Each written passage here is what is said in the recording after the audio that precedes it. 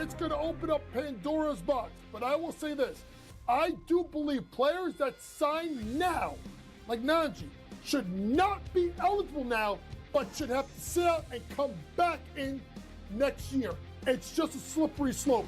And I agree with people like Tom Izzo. I don't like it at all. College basketball today, only on SportsGrid. OK Dubs has to go back to his roots. I'm not a Jets fan, I'm not a Giants fan, and neither one of those teams even play in New York. But I'm a New Yorker through and through, despite where my mail gets sent.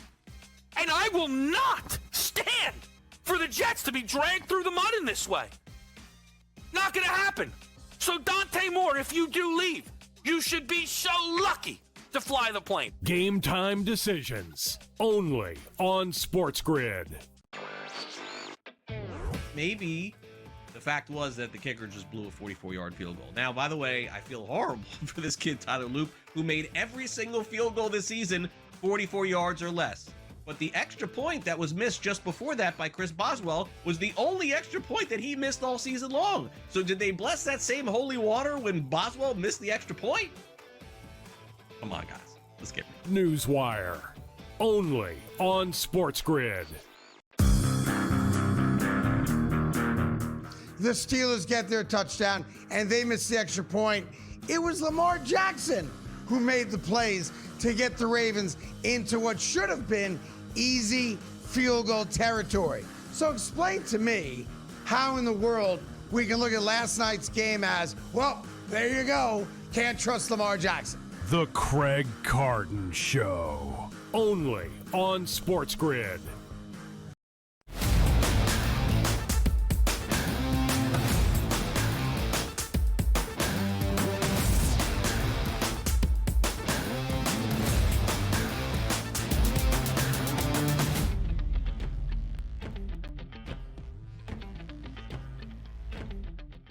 It's a Thursday, Joe. No better place to be than right here on the SportsGrid Network and listening and watching to the early line. Get your two best friends right here, Donnie Rightside and Joe Ranieri, to bring you the information that you need to know. I thought we had a fantastic hour number one and caught me off guard with a great topic on Del Curry getting his number retired, which really set me off to get my energy going. In hour number one, Joe gets caffeinated. In hour number two, I feel like my energy is already on a double espresso level, Joe, with getting these topics in for the people.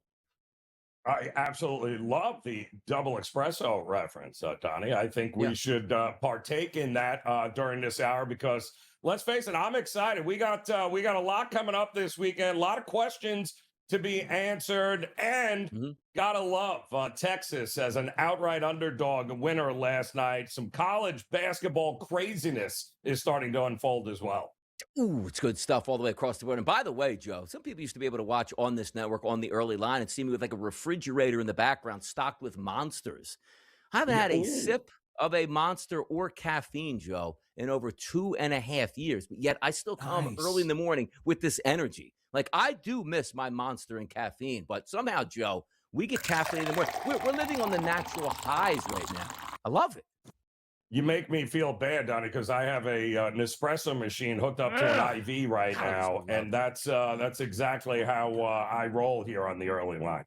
Man, Starbucks Frappuccinos used to hit like gold, and I don't have that anymore. I don't want to break yeah, exactly. I don't want to break any tendencies right now, so let's get to the early lineup and have some fun. You see where it says Dante Moore. Hold off, Dante Moore. Bigger news coming out of New York. It's John Harbaugh, the new head coach of the New York Giants, and the expectations, he will bring Todd Monken as his offensive coordinator. Says stability in New York, at least for one of the franchises. How about this move, Joe, for the Giants? I loved it, Donnie. I was hoping this was the direction they would go. Guys like Harbaugh, who are from, him and Tomlin are from a different era, right? With organizations that didn't do, what have you done for me lately kind of situation, which many of these owners do now, right? They don't give guys a chance to grow and become great coaches. It's in, it's out, bye-bye. It's, sorry you don't win in 2 years, 3 years, see you later. But now the Giants are one of those organizations that never used to be like that, except from 2015 on, because once they lost Tom Coughlin, it has been a revolving door with the coaches in that organization, and they have now been in the same category as the Jets, as nobody having more losses in the NFL in that time frame than the New York Giants, and that's got to change, and I think they nailed this. You know what's crazy about this, too? You look at John Harbaugh and you say to yourself, yeah, what, 54, 55 years old? He's actually 63 years old, which I think is astonishing because he doesn't look 63. But that gives you that timeline. In the next 5 years, he probably should be able to get the Giants off and running, foundation set, and a better future for them. It's a great hire to add stability here for the Giants. We'll just see how it turns into wins and losses and how quickly those wins and losses come. Dante Moore's wins and losses will not be coming in the NFL, at least this next year. He's headed back to Oregon. Those wins and losses hopefully accumulate into a national championship and then a launch into the NFL. A lot of people were surprised by this. He's only 20, headed back to college for a good paycheck and some more seasoning. Absolutely. Listen, anybody that watched him against the 23, 24, and 25-year-olds on Indiana, cheaters. They watched him struggle mightily, right? And I think that was a pretty good indicator. Hey, what's going to happen when a bad NFL team with no offensive line who can't protect me while I'm trying to learn the game? What happens there? So I think this is a smart decision all the way around. And knowing that you got $4 to $6 million likely waiting for you to go back to Oregon, not a bad decision here. Can't have enough good pitching in Major League Baseball. And by the way, pretty good staff setting up there for the Boston Red Sox. Ranger Suarez, formerly of the Philadelphia Phillies as a free agent, now heads to the Boston Red Sox for approximately $130 million over 5 years. We loved Ranger in Philadelphia. That's a guy that's an old school pitcher, crafty left-hander, doesn't work on 98-mile-an-hour fastballs. This could be a really good deal for the Boston Red Sox. Yeah, I mean, why not? I mean, largest free agent deal for the Red Sox since, I think, Trevor Story back in 2022, 6 years, $140 million for him. So, yeah. I mean, listen, once they lost out on Bregman, right, they decided, all right, we gotta start building up this rotation here. And you got Crochet as the one. Now Suarez is the number two. You got Sonny Gray, Brian Bayo. So, they're doing it the right way. It's a good pivot for the Red Sox. Oh, my goodness. I can't wait to start handicapping Major League Baseball again. I'm already fired up. Pitchers and catchers in about 2.5 weeks. World Baseball Classic right into spring training and then the Major League Baseball regular season. Adam Thielen, I told you in hour number one, went out like a hero. What do you mean, Donnie? They lost the football game. He only had 25 yards receiving. He only needed 13 yards receiving. 4 yards receiving in the first half, a 20-plus yard catch in the second half. Cashes that ticket. And as I said previously, Joe, sometimes we remember these big wins. Adam Thielen, you are my hero. Congratulations on your retirement. Yeah, and listen, this is a guy that, Minnesota Viking fans fell in love with, and why not? I mean, the guy was just an absolute machine there for many years. And yeah, I mean, 35 years old, a lot of, I believe coaching could be in his future from what I am hearing. And who knows, could be on a sideline back in Minnesota sooner rather than later. You never know. If Aaron Rodgers appears on another football team outside the Steelers, maybe brings Adam Thielen along as well. Likes to keep those boys back in town. We'll see if that happens. But Thielen, great career here, heading off into retirement. Travis Hunter, he's far from retirement. It's actually a shame they got injured midway through his rookie year. But he still says, Joe, he wants to be a two-way football player. How about that? Well, what he says and what Liam Cohen and this organization say might be two different things when we get a little bit close. Don't forget, they traded for Jacoby Myers in November, and they did that because of the injuries to him and a few others in the wide receiver room. But, now they've got some depth there, and it's, hey, listen, you want to throw him out there for a couple of packages? That's one thing. But I'd much rather see him on the defensive side of the ball. By the way, I'm buying the Jaguars next year. Like, their wide receiver is complete. Their running back room is complete. They have a coach that finally gets it. He has a second offseason to get ready. I look for big things in Jacksonville in the upcoming NFL season. Yannick Sinner, big things in the Australian Open? Nope, he already went down. Born Sinner, the opposite of a winner. Remember who said that? Yeah, it was Biggie Smalls. How about that?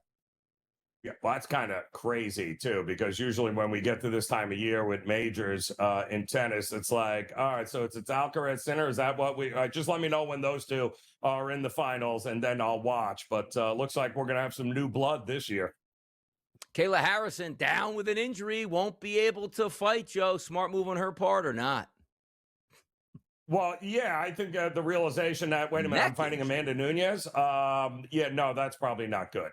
Yeah, ouch, my neck hurts. It actually would have been a pretty good fight because she's actually pretty tough too, Kayla Harrison, but unfortunately, not going to happen. Boy, I'll tell you, Joe, the PGA Tour was in such a good spot before Live Golf, before the PGA Tour cried bankruptcy and we can't pay you guys anything. Now they pay everybody anything they want just to stay. We had a good group of superstars in the middle of their prime, and they fractured the tour. PGA Tour separated by Live, but Dustin Johnson's like, yeah, I don't really mean much to the world right now, but boy, you're going to pay me how much for a couple more years on Live Golf? I love myself Live Golf. And by the way, I just can't be around Wayne Gretzky anymore. Let me stay out here on the tour. Well, listen, he was one of the original guys to go that way, but he was kind of on the back end of his prime, and he had early success. I think he won 3 or 4 different tournaments there early on, but now it's just, hey, listen, he's a name. He's a relatable face people know.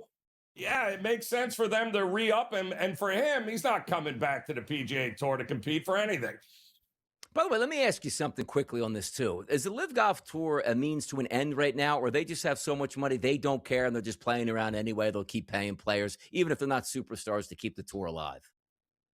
I don't think they're just going to go quietly in the night here, Donnie. I really don't.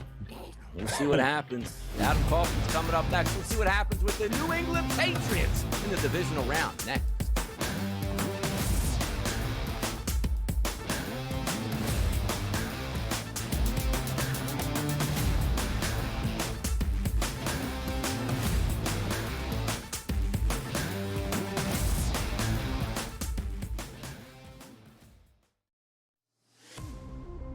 Who are we looking at?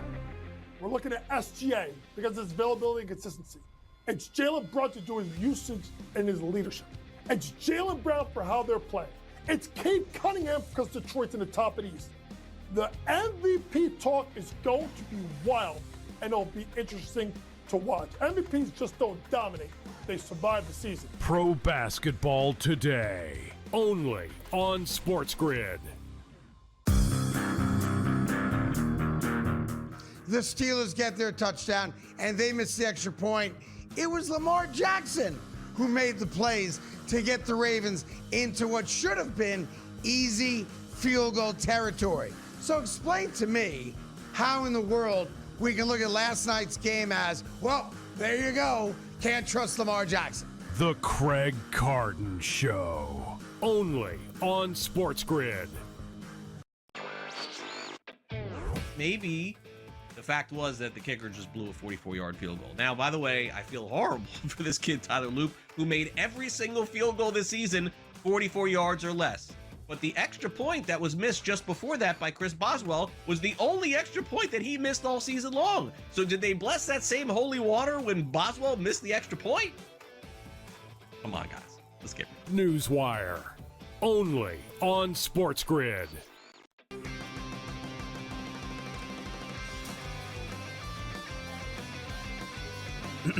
Class is in session.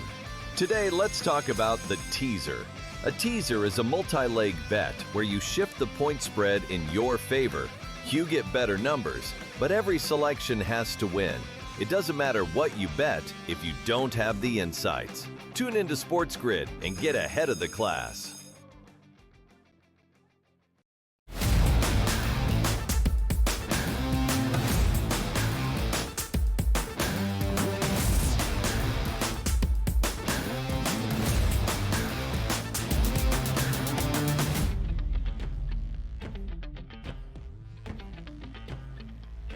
It's a Thursday right here on the early line on the SportsGrid Network. Usually we talk about a big NFL game coming up tonight on a Thursday night, but we don't have that. Why? Because it's playoff football and it's divisional round football. Down the right side, Joe Ramirez. Welcome in. Adam Kaufman here, keeping the lights on in New England for at least one more week with another home game against a dome team. Adam, how we feeling?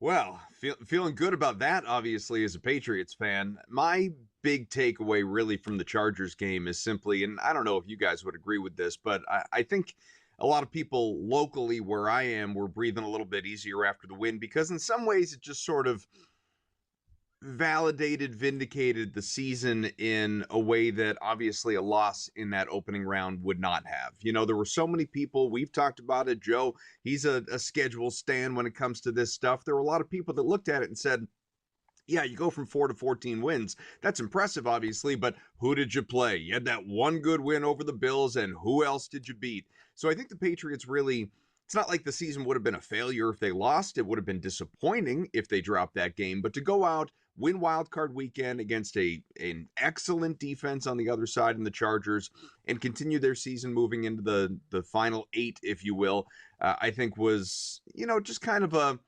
feather in their cap that you could say, okay, you've proved yourselves, you're legit, you're good, you belong. Now let's see if they can make it another rung and beat the Texans. I'll say this, Adam. I think that you learn with a young team like this who has kind of been playing way better than expectations. The one thing that I took away from that win against the Chargers is that they didn't need Drake May to be Superman to win a game that mattered. And I got to believe that that's got to be a step in the right direction for a team that's still growing up here. Having said that, this is by far the best defense they have faced all year. Chargers are good. They are not in this category here. So I'm still struggling with, yeah, they're great, but are we not getting points in this game? I mean, it doesn't appear like the weather is going to be an issue. It still feels like points are coming, are they not? Yeah, I mean, I would lean under. I think it's going to be more of a rock fight, a lower scoring game. Does it look like 16-3 like we just saw between the Patriots and Chargers? That I'm not sure of, but I do think it's going to be lower scoring. You know, to that end, the Texans, I'm sure you guys have talked about it, are very much an under team at 12-6 this year. The Patriots, a slight over team, 11-7, in large part, of course, because their offense was so good against some really terrible defenses that they did see along the way. But I think that, you know, as you said, this is, you know, not only is this the best defense they're going to face this season, I mean, this is the number 1 defense in the entire NFL. So, you know, I think if you start looking at units, right? Texans defense versus Patriots offense, Patriots defense versus Texans offense, you can make a strong case that the number 1 unit of the group is certainly the Texans defense, but I would follow that up with the Patriots offense. So I think that these two are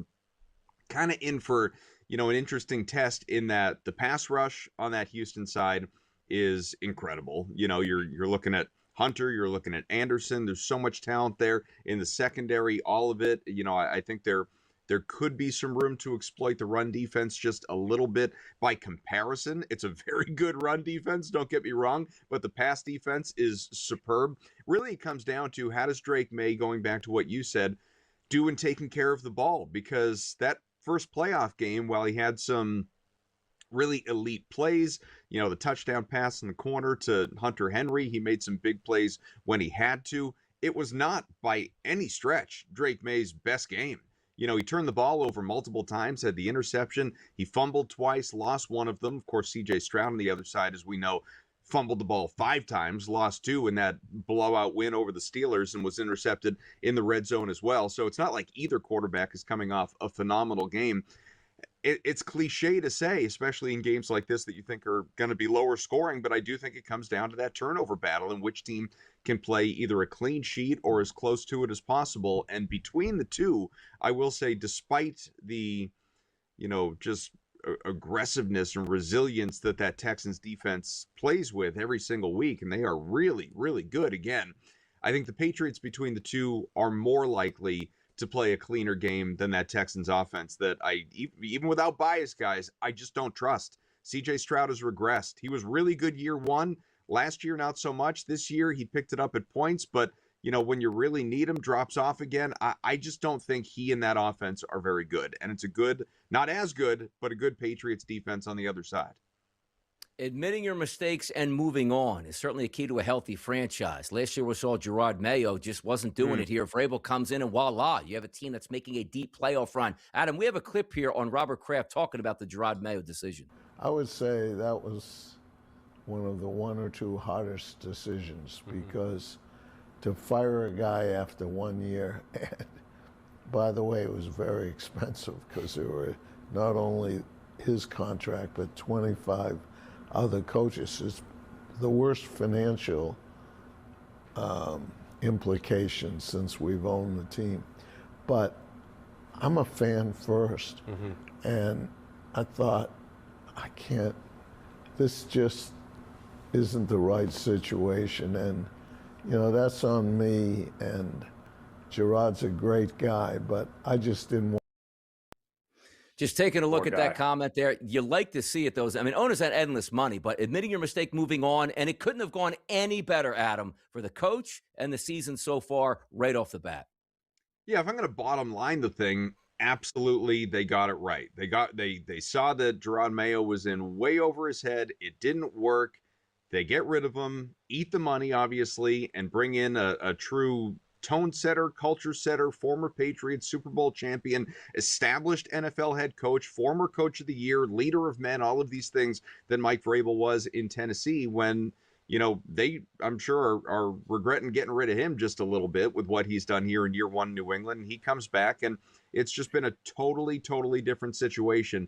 Where I will push back just a little bit, though, like maybe don't promise a guy the head coaching job years before you actually give it to him. Yeah. They never should have hired Gerard Mayo in the first place, but they told him he was going to be the successor, the heir apparent to Bill Belichick, and they got stuck. But, had they known that Mike Vrabel was going to be available at the same time that Bill Belichick was going to be going out the door, they would have hired Vrabel a year earlier. Yep. That's Adam Kaufman, rising and grinding the Patriots in a big one on Sunday afternoon. Thanks for talking with us, Adam. We'll talk to you soon. We will be right back after this short break.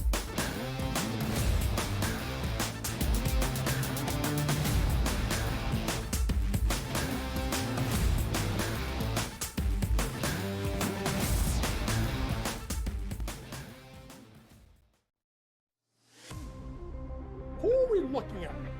We're looking at SGA because of his availability and consistency. It's Jalen Brown to do his usage and his leadership. It's Jalen Brown for how they're playing. It's Cade Cunningham because Detroit's in the top of the East. The MVP talk is going to be wild, and it'll be interesting to watch. MVPs just don't dominate. They survive the season. Pro basketball today, only on SportsGrid. The Steelers get their touchdown, and they miss the extra point.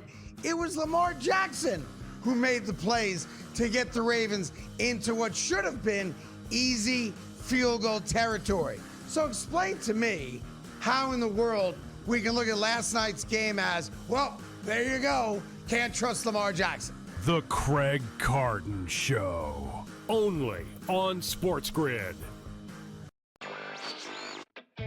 Maybe the fact was that the kicker just blew a 44-yard field goal. Now, by the way, I feel horrible for this kid, Tyler Loop, who made every single field goal this season 44 yards or less. But the extra point that was missed just before that by Chris Boswell was the only extra point that he missed all season long. So did they bless that same holy water when Boswell missed the extra point? Come on, guys. Let's get it. Newswire, only on SportsGrid.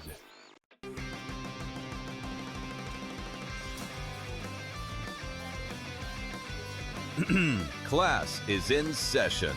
Today, let's talk about the teaser. A teaser is a multi-leg bet where you shift the point spread in your favor. You get better numbers, but every selection has to win. It doesn't matter what you bet if you don't have the insights. Tune into SportsGrid and get ahead of the class.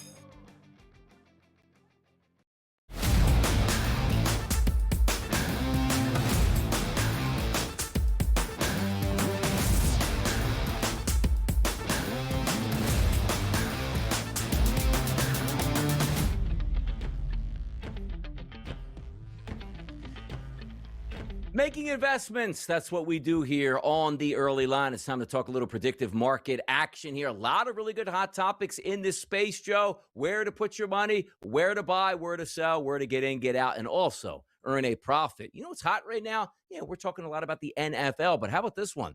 The PGA Tour and who's going to come back. We just watched in the past few days, Brooks Koepka, I'm going to pay a fine and go back to the PGA Tour. Dustin Johnson, I don't want anything to do with the PGA Tour. I'll stay right here with Live Golf. Also, Bryson DeChambeau, the hottest free agent you're going to see in about 12 months' time. So if we ask that question, go over to Kalshi in the predictive markets, who will rejoin the PGA Tour before February 3rd, 2026?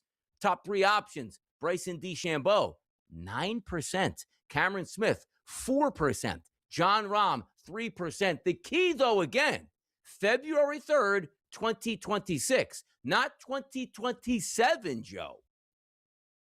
Yeah, well, the problem is they've all come out and said we're not going anywhere in so many words. But the only guy whose contract is up is DeChambeau. I mean, he's the guy that, you know, they could negotiate ahead of time now. And if he says, hey, you know, give me, I need $300 million. And if they say no, well, then he can be like, all right, then I'm heading back to the PGA. He'll take DeChambeau in a heart. No matter what he says now, if he wakes up tomorrow and is not happy with the deal that lives on, he'll be back. The question is, will he be back before the 3rd? I don't know that.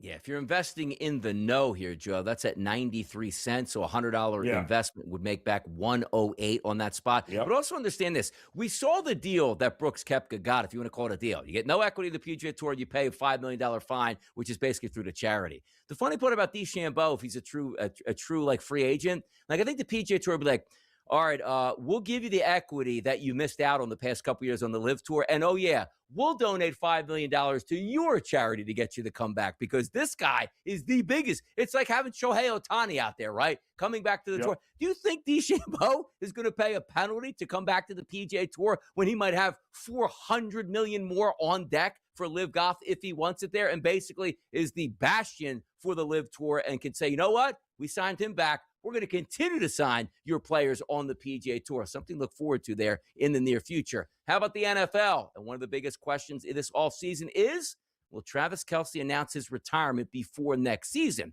So the rule summary, Joe explains it. If Travis Kelce announces his retirement from professional football before the 2026-2027 regular season start date, you would cash this ticket. For me, I absolutely don't doubt that he's not going to retire. I don't think he plays next year, but if he does, Joe, how about this? Next August, he announces this will be his next year. You cash in at this point on your investment. I like it. I'm going yes. I'm with you. I think yes is where the value is on this contract, Donnie. I don't think there's any reason to think that he's contemplating anything. I think the decision's already made. I think it's just now timing, right? And I think that is a good time frame for us to be able to cash that contract out with a profit. If you invest $100 that he will announce his retirement before the start of next season, that's $139 back on your pocket. 39% you'll make back on that, Joe. We're talking a little bit more money here for Kyle Tucker than what we're talking about with Travis Kelce. Kyle Tucker's next team, he's got an AAV out there right now from the Mets at $50 million per year. So the Mets right now have a 26% chance, but it's crashing right now. Why? The Toronto Blue Jays up to 70%, up 42% in recent days here. How about that, Joe? Mets, Toronto, Dodgers, all listed at the top of the market. None of these markets am I ever not betting Dodgers. Sorry, not doing it. They've already shown, Donnie, that biggest free agents, yep, we'll sign them. We'll figure out a way. We'll get it done. We'll come up with the money. It's hard pressed to. And now, if this was a middle reliever, or if this was, somebody we're talking about like a third or fourth starter, mid-rotation guy, all right, he's a DH. Yeah, no. If he's a big name on the market, the Dodgers would rather have them than compete against them. Rule summary on this one, Joe. If Kyle Tucker's next team is the Mets before March 25th, 2026, so it looks like we have a cutoff date on this one, then it would resolve to a yes. Understand this. The Mets put out that a couple days ago, $50 million is on the table. There's a reason he hasn't accepted that, because he's taken that offer and shopping it to the Dodgers and Toronto, saying, look, the Mets offer is really nice, but it's a shorter-term deal. Work with me, guys. Otherwise, the minute the $50 million AAV came out, he'd be like, yeah, I'm signing with the Mets. What, are you crazy? It's $50 million a year. I can't pass that up. Oh, he's passed that up already. I would be shocked if he signs with the Mets. A no investment pays you back $136 on that. More hot topics on the way next. Feels like we're just getting started.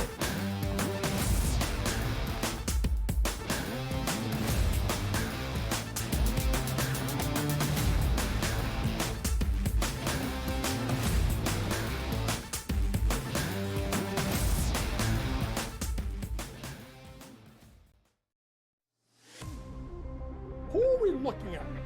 We're looking at SGA because of his availability and consistency. It's Jaylen Brunson due to his usage and his leadership. It's Jaylen Brown for how they're playing. It's Cade Cunningham because Detroit's in the top of the East. The MVP talk is going to be wild, and it'll be interesting to watch. MVPs just don't dominate.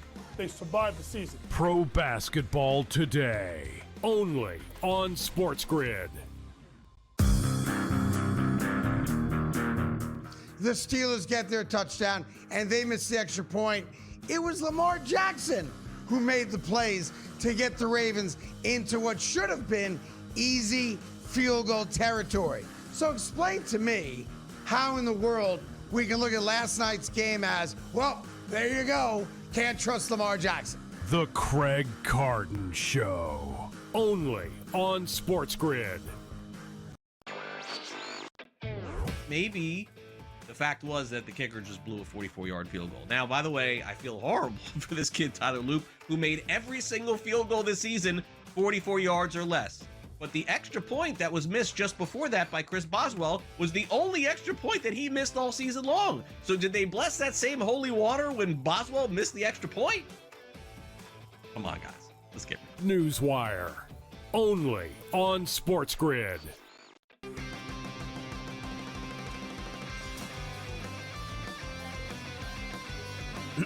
Class is in session. Today, let's talk about the teaser. A teaser is a multi-leg bet where you shift the point spread in your favor. You get better numbers, but every selection has to win. It doesn't matter what you bet if you don't have the insights. Tune into SportsGrid and get ahead of the class.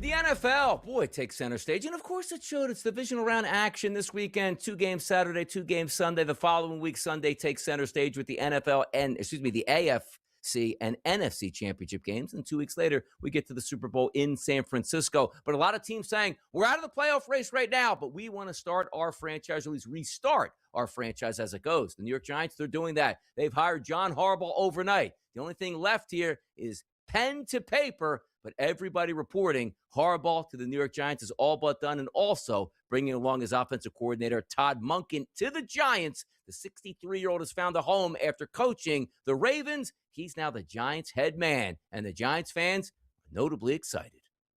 Yeah, I think it's a great situation for the Giants. I think for the Giant fan base who has been, waiting for that next great coach that, wouldn't change teams in 2 years or be fired in a year and a half, so on and so forth. So Harbaugh coming available. Timing is everything in life, right? Harbaugh coming available at the point where the Giants are really at a crossroads.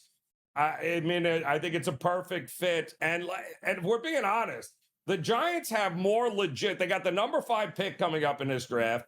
And they've got more legit talent on both sides of the ball than a lot of other jobs that are available right now. So it's not a shock that Harbaugh decided the Giants is the place he wants to go.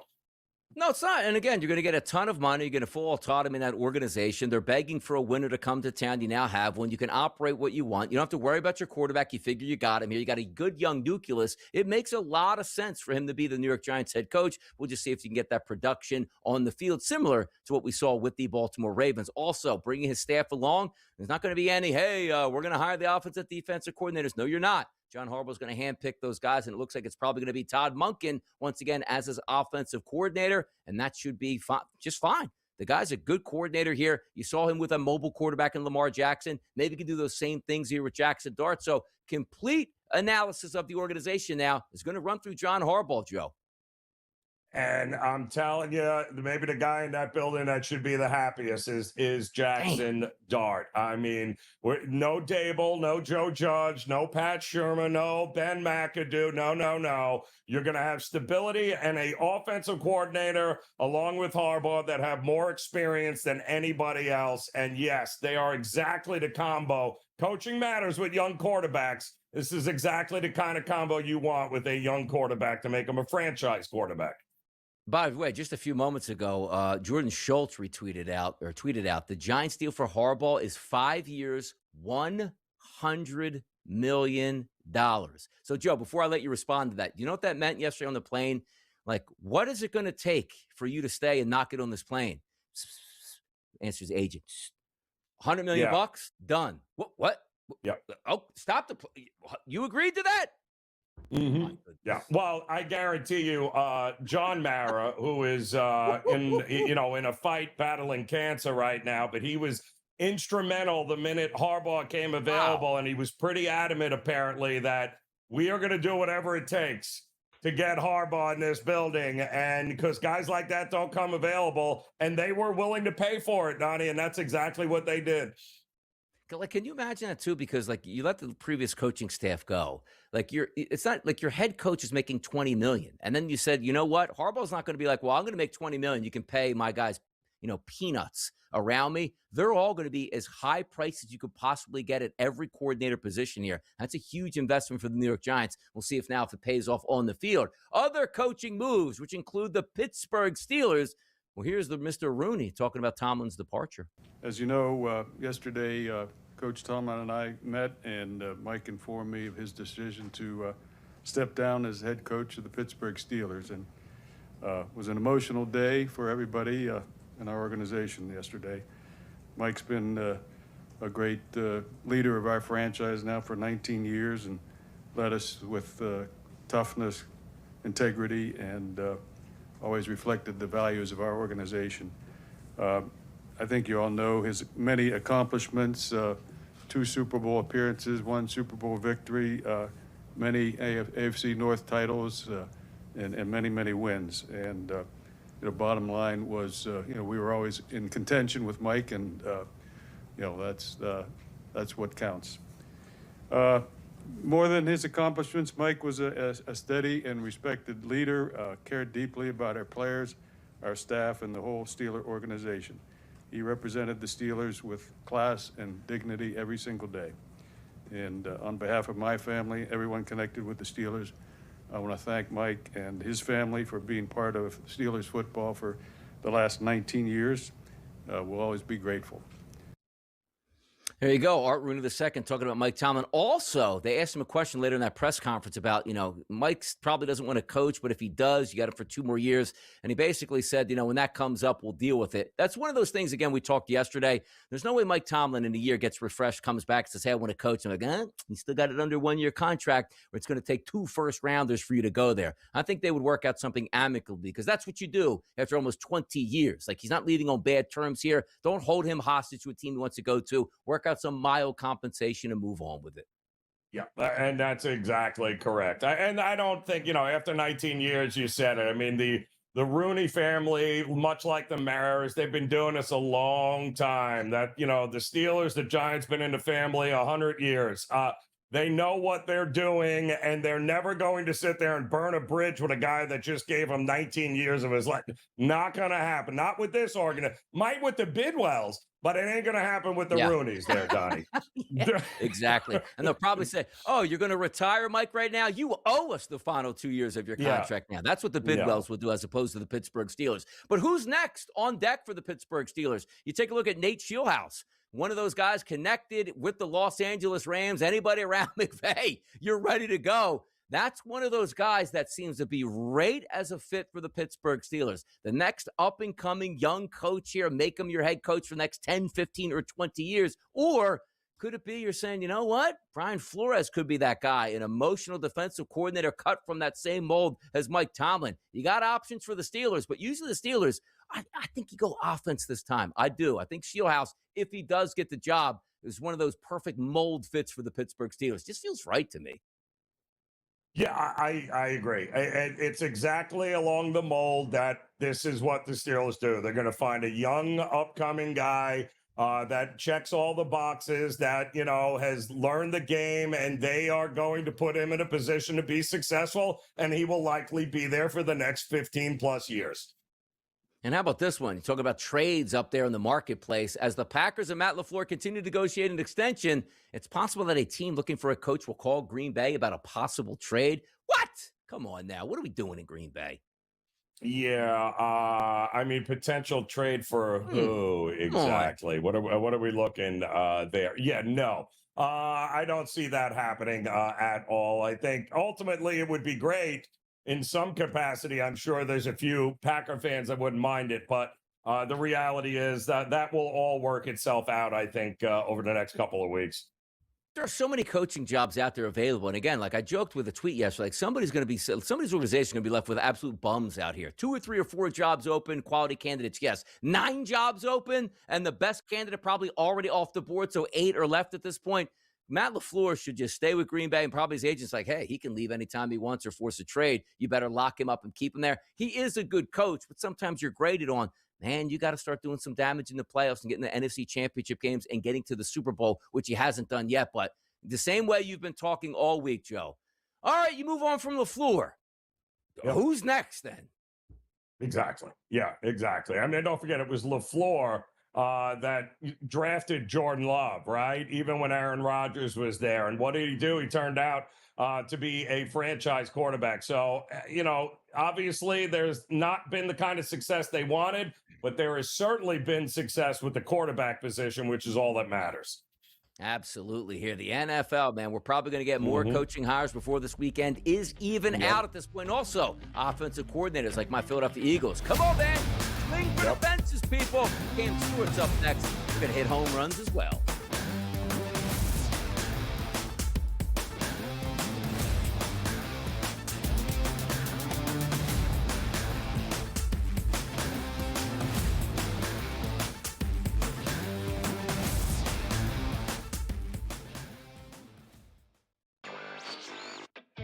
Maybe the fact was that the kicker just blew a 44-yard field goal. Now, by the way, I feel horrible for this kid, Tyler Loop, who made every single field goal this season 44 yards or less.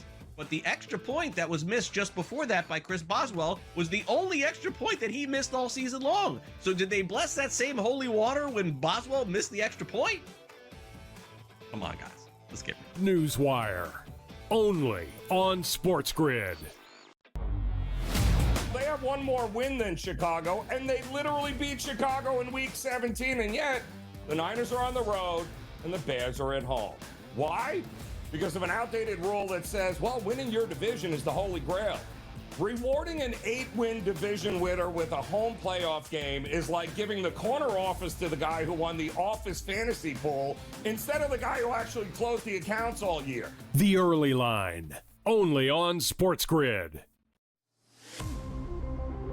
It's going to open up Pandora's box. But I will say this. I do believe players that sign now, like Najee, should not be eligible now, but should have to sit out and come back in next year. It's just a slippery slope. And I agree with people like Tom Izzo. I don't like it at all. College basketball today. Only on SportsGrid.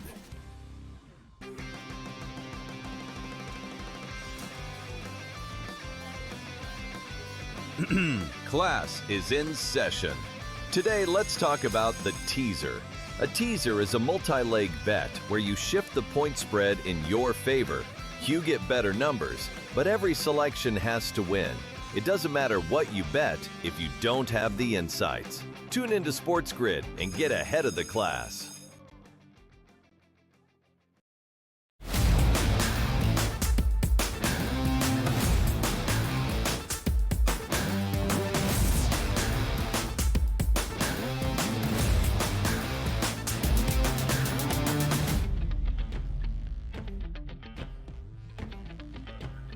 Right back at it on a Thursday morning. The energy is high, as it always is. You're going to hear laughing in the background. You're going to hear laughing on this show because it's DRS, it's Joe Ranieri, and the Prime Minister of Snow, the heat miser. It's Cam Stewart here. Come on, melt the snow here for us, Cam.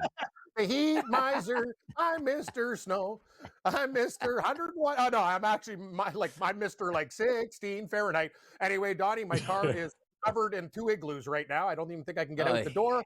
people are in panic mode. But anyway, I digress. Who cares? Wish I was on Joe's yacht right now because living in Canada blows at this time of the year. Hey, your producer Tommy knows he's from Rochester. They get the same thing. I don't even know, Donnie. The question is, are they going to play the Buffalo Sabres Montreal game tonight? Who's getting there? If it's Buffalo got hit like us, which they usually do, they get it worse. I don't know what's going on. So keep that in mind. But Donnie, I didn't like what you said in the break there. I heard you whispering about the 49ers. Caught that in my earpiece. You better slow down. The Prime Minister has business to take care of this weekend.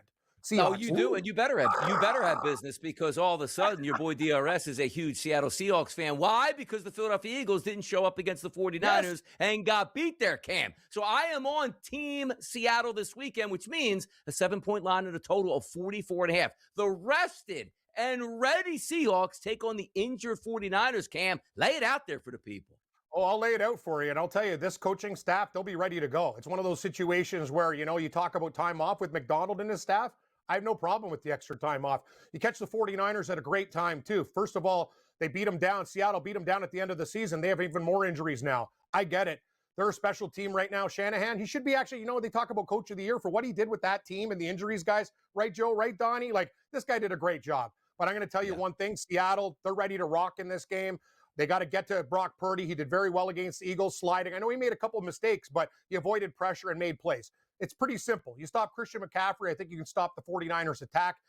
Donnie, I know you're really disappointed with your Eagles. That was a pathetic performance, but don't worry about it. Sammy the Seahawk, we're going to get him. It looks like a huge spread at 7, but I think Seattle will cover this number.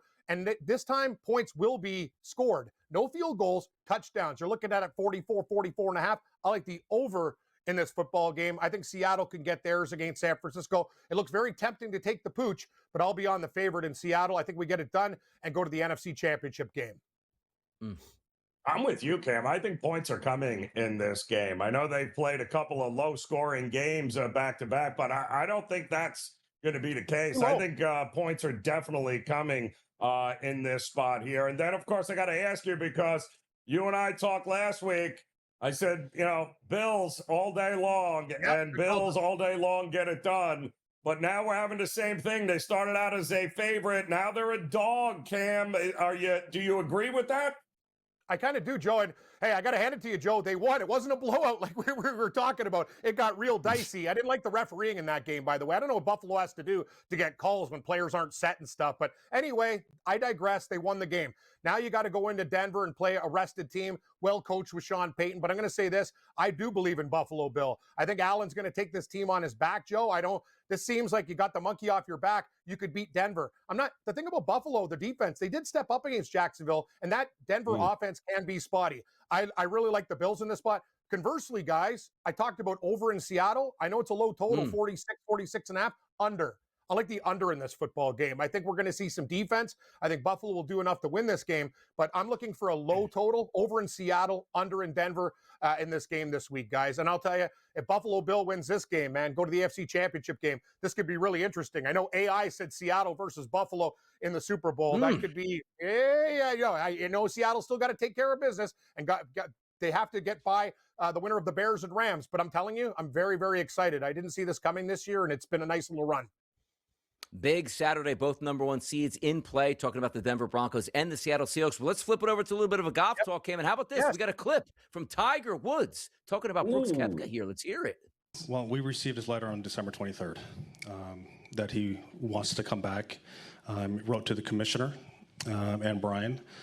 We took that letter, then took it to both boards and tried to implement a plan that would be fair and adequate, that justifies Brooks' time away from our tour. The penalties served, the fines if necessary, what the integration would look like on our tour, and obviously the bonus payouts, yes or no. And we had lots of subsequent meetings, worked through the holidays. There was no days off, and we just worked through it day after day after day, and we came out with a plan that we unveiled. And yes, we're not going to satisfy every player. This plan was created for a very select few players that met the criteria. You know the names. And as far as his integration, he has the right, I think, in our sport with our meritocracy that we have on the PGA Tour, that he has the right to earn his way into signature events. Cam, what do you think about that? Live Golf and I'm PGA. Go ahead, man. Yep, I'm go ahead. disgusted. And I'm going to say things that other people aren't going to say. So these guys can just go to Live. They can take all the money they want in the world, and there's no payback. Okay, I'm leaving. I'm going to ESPN, and then I come crawling back to SportsGrid, and they're going to give me money again. Give me a damn break. This is a joke, Donnie. This is an absolute joke. By the way, I'm never going to get hired there, but just to use things this way, and to honestly, for these guys to be so weak in their return, you're basically trying to bury this tour, and you're welcome this guy back with open arms and minimal penalties. Maybe I'm the only guy who feels this way. I think it's ridiculous. I think it's absolutely nuts. These guys go over there, they're drinking champagne on jets, they're eating caviar, and then you could just come back. Oh, yeah, Brooks, a couple special players. We'll welcome you with open arms.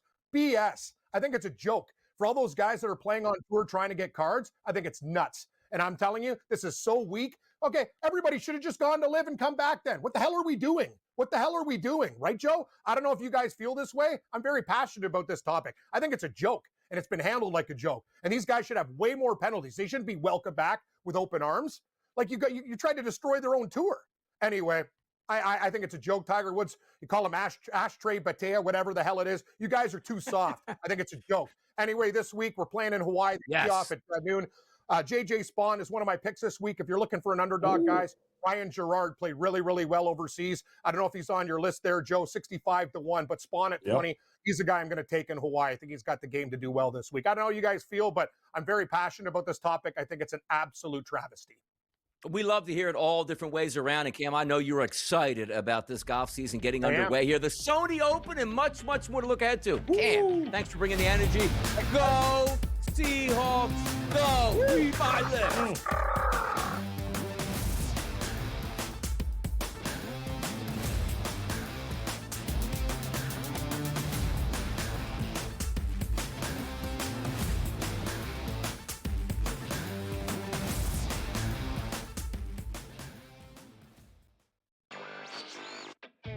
Maybe the fact was that the kicker just blew a 44-yard field goal. Now, by the way, I feel horrible for this kid, Tyler Loop, who made every single field goal this season 44 yards or less. But the extra point that was missed just before that by Chris Boswell was the only extra point that he missed all season long. So did they bless that same holy water when Boswell missed the extra point? Come on, guys. Let's get it. Newswire. Only on SportsGrid. They have one more win than Chicago, and they literally beat Chicago in Week 17, and yet the Niners are on the road and the Bears are at home. Why? Because of an outdated rule that says, well, winning your division is the holy grail. Rewarding an 8-win division winner with a home playoff game is like giving the corner office to the guy who won the office fantasy pool instead of the guy who actually closed the accounts all year. The Early Line. Only on SportsGrid. It's going to open up Pandora's box. But I will say this. I do believe players that sign now, like Najee, should not be eligible now, but should have to sit out and come back in next year. It's just a slippery slope. And I agree with people like Tom Izzo. I don't like it at all. College basketball today. Only on SportsGrid.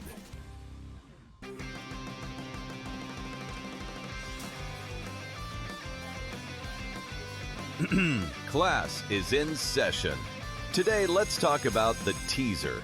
A teaser is a multi-leg bet where you shift the point spread in your favor. You get better numbers, but every selection has to win. It doesn't matter what you bet if you don't have the insights. Tune into SportsGrid and get ahead of the class.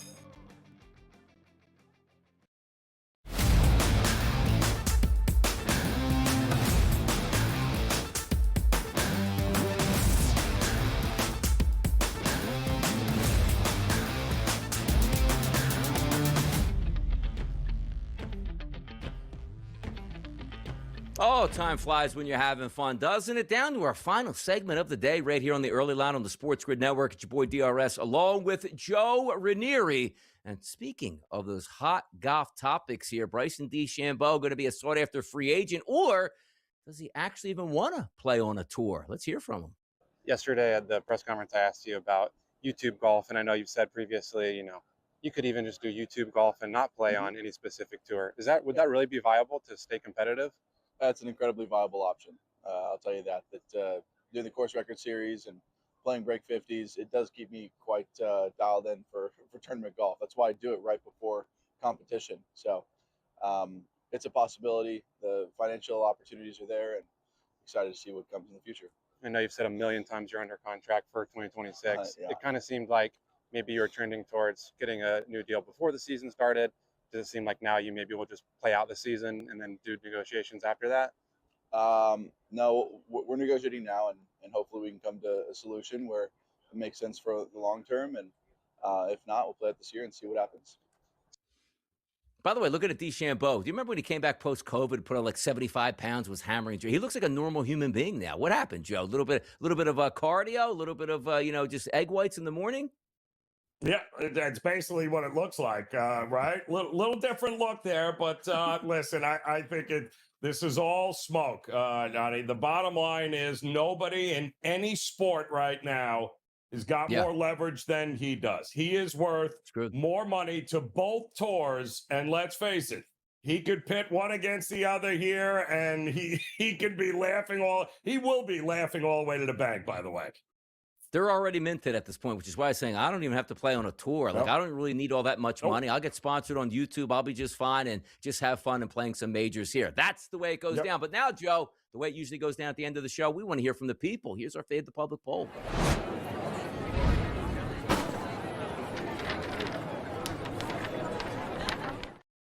Come on now, you know the topic we're going to ask you about at SportsGrid on X here. Will Harbaugh bring the Giants to a Super Bowl? Two choices. Yes, excellent hire. No, he will fail. Currently live. You see the 65% that's going to pop up on your screen on a graphic. It's actually lower than that right now, Joe. Live, 58.5. No, he will fail. By the way, is it really a failure if you don't win the Super Bowl? I mean, we're being a little bit harsh on this question here, but of course, as an Eagles fan, I voted no. It's the way you're supposed to do it. Well, listen, likely, I would say they got a pretty good chance because the cupboards aren't bare here, right? You got a franchise quarterback. You've got a stud running back. You've got popularity. You got the New York market. You've got resources. You got the number 5 pick. I definitely think he's on his way. Not next year, but within the next couple of seasons, I think they could be vying for an NFC championship. How about that? The Giants get their man. $20 million a year, $100 million contract for a coach. Yeah, that's the going rate at this point right now. I'll tell you what the going rate for best bets is right here on Bye.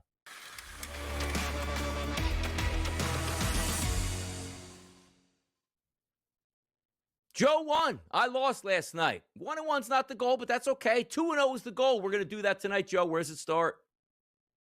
Well, I think the best place to start is we nailed Texas as a home dog last night outright against what used to be undefeated Vandy here. So we'll go back to college hoops. It is mid-major Thursday, after all, here, Donnie, across the board.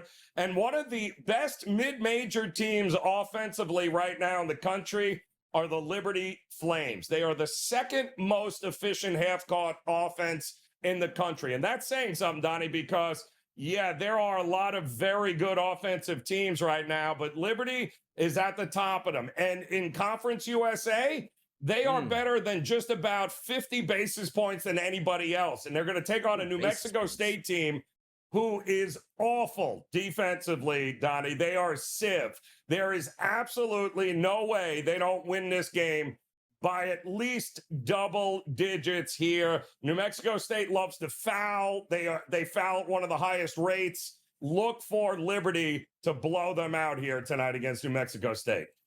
50 basis points. Take me back to my mortgaging days back in the day. Good to hear those terms. Let's get paid in those points at this time right now. You know what else we're going to get paid in the NBA? Boston Celtics and the Miami Heat. Yesterday, Cooper Flagg left with the injury, which put my play up in smoke for the Mavericks. Not tonight. I'm going to drive a boat through the Haulover Inlet, Joe, to watch the Miami Heat get 2 points tonight against those Boston Celtics here. Heat, baby, Heat. Turn the heat up tonight on a 2-0 night for the boys. One college, one pro, Joe. What do you think?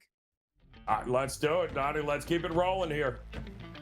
Rolling into a Friday, and what a football Friday we have planned for you tomorrow. See you bright and early in the morning.